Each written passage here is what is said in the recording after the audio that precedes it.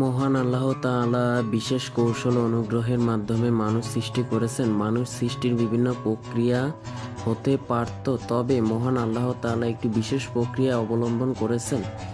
তা হলো পৃথিবীর সব মানুষকে আদম আলাইহিসসালাম থেকে সৃষ্টি করে পরস্পরের মধ্যে ভ্রাতৃত্ব ও আত্মীয়তার সুদৃঢ় বন্ধন তৈরি করে দিয়েছেন।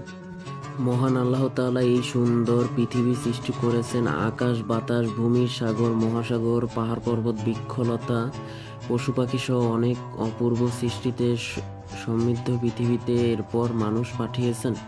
প্রথমে আদম আলাইহিসসালামকে সৃষ্টি করেছেন, এরপর হাওয়া আলাইহিসসালামকে সৃষ্টি করেছেন এবং তাদের মাধ্যমেই মানব জাতির বিস্তৃতি ঘটিয়েছেন। আদম আলাইহিসসালামকে মাটি দিয়ে সৃষ্টি করেছেন।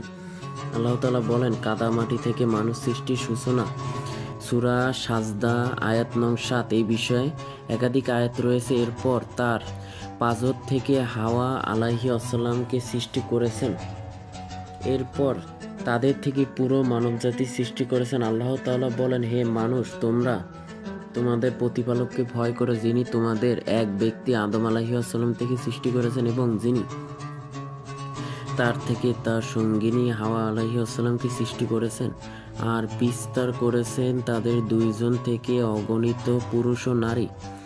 আসমান, জমিন, সৃষ্টি জগৎ এবং মানুষ সৃষ্টির বিষয়ে পবিত্র কোরআনে অসংখ্য আয়াত রয়েছে। আল্লাহ তাআলা শুধু মানুষ সৃষ্টি করে ক্ষান্ত হননি, বরং তাদের সঠিক পথের সন্ধান ও সভ্য সুনাগরিক হিসেবে বসবাসের দিক নির্দেশনা দেওয়ার জন্য নির্বাচিত মানুষদের নবী রসুল পাঠিয়েছেন, যারা ওহীর মাধ্যমে মানবজাতিকে সঠিক পথে সন্ধান দিয়েছেন। প্রথম মানুষ থেকেই যেন সভ্য মানুষের আবির্ভাব হয়, সেজন্যই প্রথম মানুষ আদম আলাইহিসসালামকেই আল্লাহ তাআলা নবুয়ত দিয়েছেন। কাজেই প্রথম থেকে মানুষের সভ্যতা পেয়েছে প্রথম মানুষ থেকেই সন্ধান পেয়েছে আল্লাহর পরিচয় লাভ করে তার নির্দেশিত পথে পরিচালিত হওয়ার।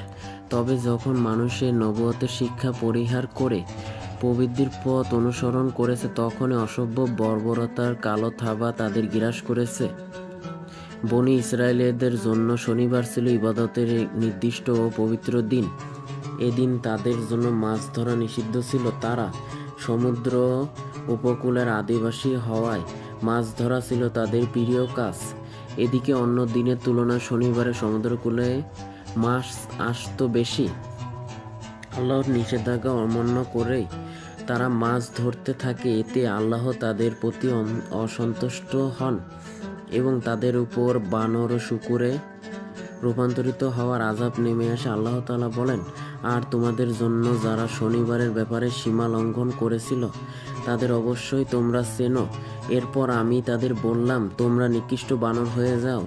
এরপর আমি এ ঘটনাকে তাদের সমসাময়িক ও পরবর্তীদের জন্য দৃষ্টান্ত, আল্লাহ বিরোধীর জন্য উপদেশ গ্রহণের উপাদান করে দিয়েছি।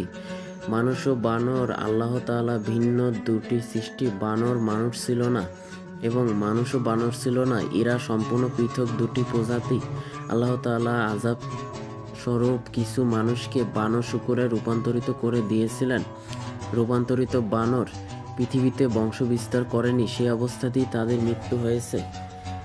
আব্দুল্লাহ ইবনে মাসউদ রাদিয়াল্লাহু তাআলা থেকে বর্ণিত, এক ব্যক্তি একবার রাসূল সাল্লাল্লাহু আলাইহি ওয়াসাল্লামকে জিজ্ঞাসা করল, হে আল্লাহর রাসূল, আমাদের যুগের বানর ও শূকরগুলো কি সেই রূপান্তরিত সম্প্রদায়? নবী সাল্লাল্লাহু আলাইহি ওয়াসাল্লাম উত্তরে বললেন, আল্লাহ তাআলা যখন কোনো সম্প্রদায়ের আকৃতি রূপান্তরিত করেন, তখন তাদের বংশ বিস্তার হয় না, অর্থাৎ তারা রূপান্তরিত অবস্থায় ধ্বংস হয়ে যায়। তিনি আরও বললেন, বানর ও শূকর তো পৃথিবীতে আগেও ছিল। সব সৃষ্টির মধ্যে আল্লাহ তাআলার উত্তম অবয়বে